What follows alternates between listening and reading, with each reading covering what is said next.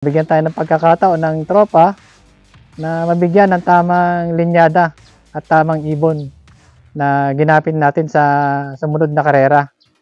Na kung saan doon tayo naggamit ng first overall, second overall, 3 laps, tsaka kung ano pa mga palaro na naipanalo natin. Doon sa mga baguhan na susubok, payo ko lang, wag sige-sige. Wag yung dahil maganda yung kulay ng ibon natin, ilalaro natin. Hindi rin magandang ugali yon. Kailangan talaga pag-aralan natin mabuti yung papasukin nating sports. Hindi basta nauwi si ibon, pwede na. Dahil kasi nung bata pa tayo, sa mga dating mag-iibon na talaga, sabi nila, makauwi lang yung ibon, masaya na. Pero sa karera, hindi pwede yun eh. Kailangan umuwi yung ibon mo na may tamang oras. Doon natin makikita yung ibon natin na magaling talaga. At talagang pangkayera sila. Welcome back sa Herbin's Love.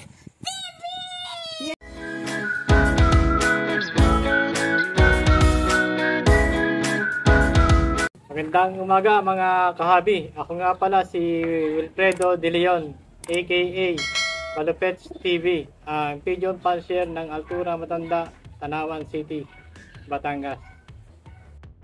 Magandang umaga mga kahabi. Ako nga pala si Wilfredo De Leon. Nag-umpisa akong magkalapati kasi bata pa lang ako. Mailing talaga ako sa kalapati. Nabili ako sa kung saan. Mura pa lang ng kalapati, mga 15 pesos, 20 pesos, 25. Ilang budget noon para sa pagkakalapati. Bumalik lang yung ibon pag inaalpasan, okay na kami noon. Itong year 2021, nag-alaga naman ako ng mga pansy. Pang show naman siya. Pero hindi rin nagtagal. Nakakilala ko ng tropa na nagkakarera. Nainganyo naman ako na sumali sa isang club. Hindi rin tayo nakontento, sumali pa ulit tayo sa isang club. Sa SPBC at saka sa MRPC, yan yung una kong sinalihan. Kaya nagdire-diretso na hanggang sa dumating yung 2022, 2021, 2022. Yan, nag-umpisa na akong mag-aral ng mga sistema sa pag-iibon. Hanggang sa sinuwerte tayo, doon tayo nakakuha ng pagka overall natin, champion. Yun, nung bali 2021 na nagkakahera tayo, hindi naman agad tayo pinalad, di agad tayo sinuwerte. Kasama na rin dyan yung paggulong natin sa club, kasi kulang tayo sa sistema. Hanggang sa may tropa naman tayo, may tayo ng advice, tsaka ng mga sistema nila na kahit basic lang binigyan tayo.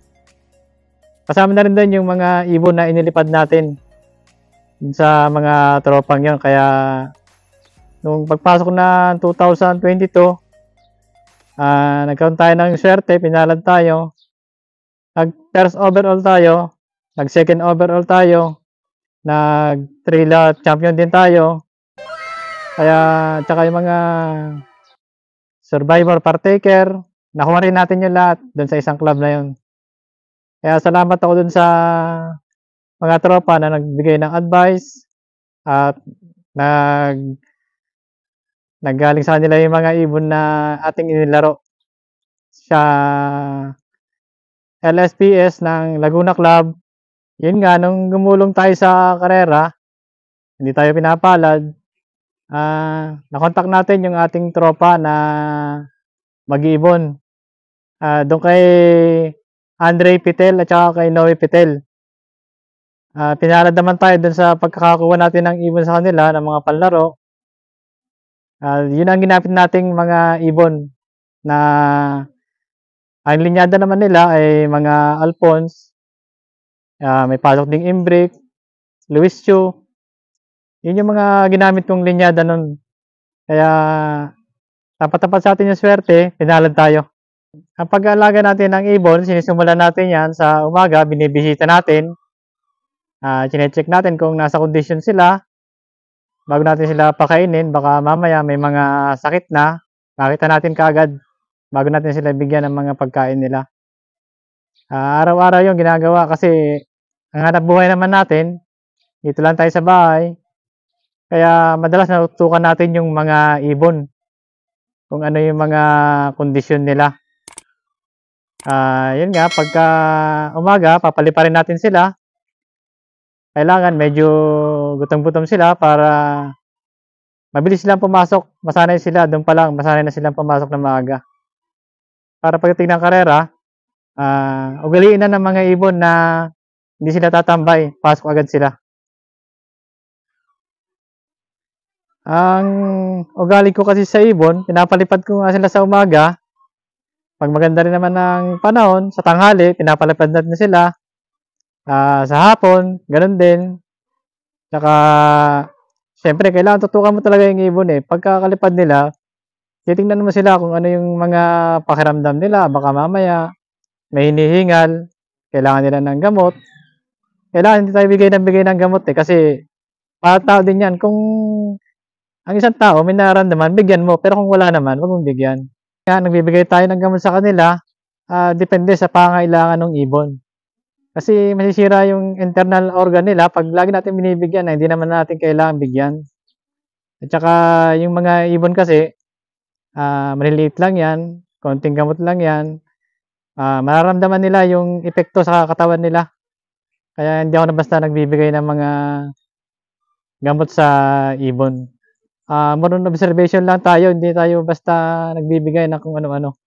Basta nakita natin silang healthy, maganda yung kondisyon nila, maganda yung lipad nila, komportable lang sa kanila. Basta malakas yung ibon natin. Sa pagbe-breed, kailangan tingnan natin yung ating mga breeder kung healthy sila.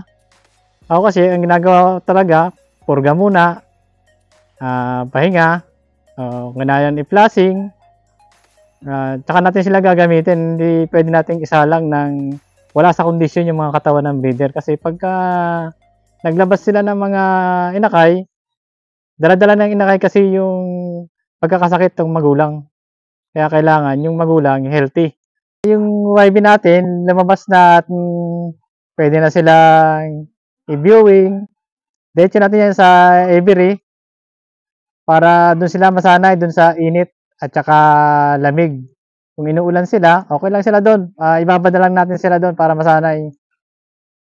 Pagka naman sa detrain natin sila sa mga trapdoor, depende na rin kasi yan sa magte-train. Kasi yung aking loop, naka-disenyo siya sa may sanayan sa loob.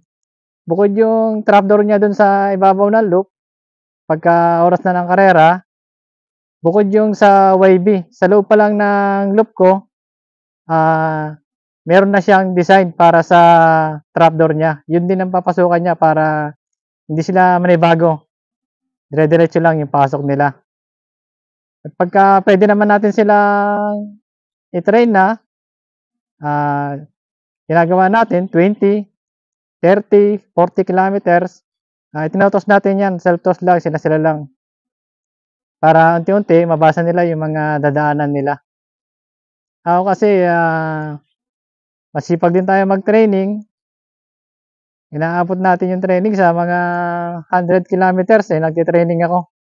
Para gusto kong makuha yung talagang pinaghirapan natin bago tayo mag-champion. Nakakaabot tayo ng Quezon hanggang sa San Andres. Nakaabot din tayo ng training dyan. Kaya isa na yun siguro sa dahilan kung paano tayo nag-champion noong mga panahon na yun. Yun nga, sa pag-breed kasi natin sa mga breeder, hindi ako kasi masyadong nagbibigay nga ng mga gamot. Sa mga supplement lang, yung mga pang-pagana lang kumain para maganda yung kondisyon ng katawan nila. Maging healthy nga yung mga ibon natin. Sila binibigay natin, yung madalas yung pula-puti nga lang ginagamit natin dyan. Hindi tayo nagbibigay ng kung ano-ano kasi kawawa din naman yung mga ibon pag binigyan mo ng mga gamot na hindi naman kailangan talaga. Pero sabi ko nga, kanya-kanya lang naman yan ng, ng paraan. Wala namang mali at saka tama dyan. Kung saan nababagay yung isang pan-share, basta ginagamit nila, respeto na lang din. Pero ako kasi, ilan talaga yung ginagamit ko, pula puti para maging healthy sila. Tsaka dun sa mga painom, mga herbal lang naman, ugali ko kasi yung magsabit ng oregano sa mga dingding ng roof natin para pagka flyer natin, nandun din. At saka breeder, ganun din. Sinasabitan natin yan ng mga paila-ilang dahon o sanga ng oregano. Yun ang magiging libangan nila. At yun na rin ang nagsisilbing vitamins nila. Flyers natin, ginagamit ko yung naobserbahan ko nung mga paluplay natin. Kasi napaka-importante ng observation sa ibon. Kung sa pagre-raging pa lang nila, nagluluplay sila, makikita natin na hinahapo yung ibon o hinihingal. I-apply natin ngayon yung mga basic na yon na pagka itinraining natin sila sa 30 kilometers, 50 kilometers, ang binibigay naman natin sa kanila ay madalas electrolytes. Depende rin sa dami yon ng paglalagay. Kasi baka masobrahan naman ng ibon, hindi rin nila kayanin. At saka kasanayan na nila kasi ang pagbibigay ng electrolytes para sa akin, hanggang dulo na kasi yan eh. Kapag yung gamot na binibigay natin o vitamins na binibigay natin ay hindi na tinatanggap ng katawan ng ibon, useless din eh. Wala ding mangyayari. Hindi natatanggapin yun ng ibon natin. Kaya, obserbahan muna natin yung ibon kung kakayanin nila yung binibigay nating mga painom na dapat para sa kanila. Ang hindi ko na makakalimutan dito sa pagpasok ko sa pigeon racing, yung kaumpisa ko pa lang, yung wala pang linyada yung mga ibon na hawak ko. Na dati nga kasi nagkahilig ako sa mga fancy, pang show. Tapos yung mga yaya, yun ang nilaro ko ng una. Siyempre, alam natin maging resulta nun, wala din. Dahil nga tiwala tayo sa mga alaga natin, pilit natin silang inilaro. Inarga natin sila sa track, umpisa ng training, kung saan sila makakabot. Pero yun nga, hindi tayo inalad na makalayo. Malapit pa lang yung ating training, nawawala na sila. Kaya dapat talaga mag-umpisa tayo dun sa tama na. Yung mga ibon na pwede nating masabing may linyada na kaya kang ilaban hanggang dulo. Dahil sa umpisa pa lang, babayad tayo dyan, gagastos tayo dyan. Lahat ng ibon natin, may katumbas yan na pamasahe, para din sa truck, para din sa club, syempre. Yun nga, hanggang sa dumating yung mga panahon na natuto na tayo, sabi ko nga, nabigyan tayo ng pagkakataon ng tropa na mabigyan ng tamang linyada at tamang ibon na ginapin natin sa sumunod na karera. Na kung saan, doon tayo nagkamit ng first overall, second overall, 3 laps, tsaka kung ano pa mga palaro na naipanalo natin. Kaya nagkaroon tayo ng mga certificate, trophy, meron tayo noon. Kaya doon sa mga baguhan na susubok, payo ko lang, wag sige-sige. Wag yung dahil maganda yung kulay ng ibon natin, ilalaro natin. Hindi rin magandang ugali yon.